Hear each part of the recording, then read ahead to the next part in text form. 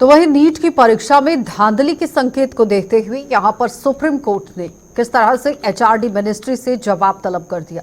देश में नीट के जो रिजल्ट हैं उस पर खूब सवाल उठ रहे हैं। ऐसे में आप देखिए हमारे सहयोगी रजा अब्बास ने आराधना मिश्रा से भी खास बातचीत की है।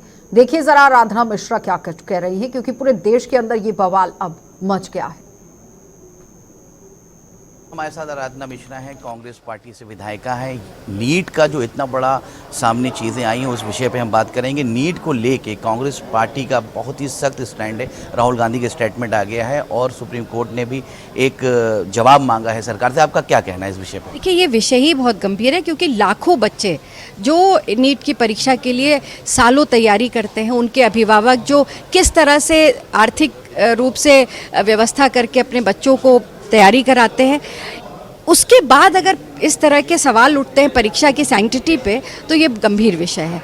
और उससे बड़ा विषय ये है कि जहाँ जहाँ पे भाजपा की सरकार रही प्रदेशों में, उत्तर प्रदेश की बात देखिए, अभी 7 साल में एक भी परीक्षा सरकार नहीं करा पाई। जो परीक्षा कराती है उसमें पेपर लीक हो जाता। अभी 55 लाख लाभार्थी जिस परीक्षा में शामिल हुए थे उसका पेपर लीक हो गया। इसके पहले मध्य प्रदेश का उदाहरण आप ले लीजिए, वहाँ पे भी यही होता रहा।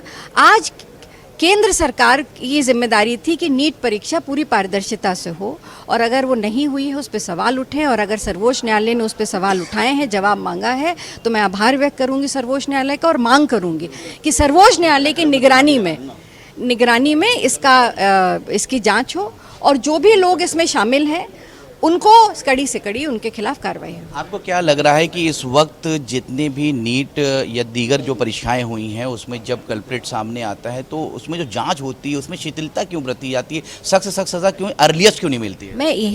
मेरा सवाल है। और एक चीज़ और कॉमन है कि उनके ऊपर अगर कार्रवाई हो जाए समय से तो शायद इसकी पुनरावृत्ति ना हो, पर पुनरावृत्ति इसलिए होती क्योंकि उनको राजनीतिक संरक्षण मिलता है। क्या वजह है कि 7 साल में लगातार पेपर लीक हो रहे हैं और आज तक सरकार ये नहीं पता लगा पाई कि इसके पीछे इस नेक्सस में कौन कौन लोग शामिल हैं? और अगर नहीं पता लगा पा रही है तो ये उनकी इंटेलिजेंस का फेलियर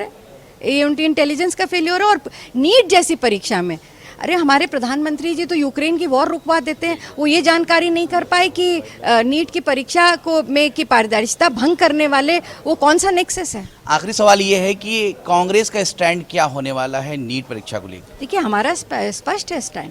हमने इस पे, राहुल गांधी जी ने, हमारे शीर्ष नेतृत्व ने इस पर बात कर ली है और उन्होंने अपना स्पष्ट कर दिया है। हम इसको लेकर के जनता के बीच में भी जाएंगे और हम उनके साथ, जो हमारे छात्र इससे आहत हुए हैं, उनके साथ खड़े। ये थी हमारे साथ आराधना मिश्रा जी, जिनका साफ कहना है कि नीट परीक्षा को लेकर कांग्रेस सख्त होने वाली है, और अगर कहीं से भी होगा तो कांग्रेस इस चीज़ से पीछे हटने वाली नहीं है। कैमरा पर्सन अनिल के साथ रजा अब्बास, लखनऊ।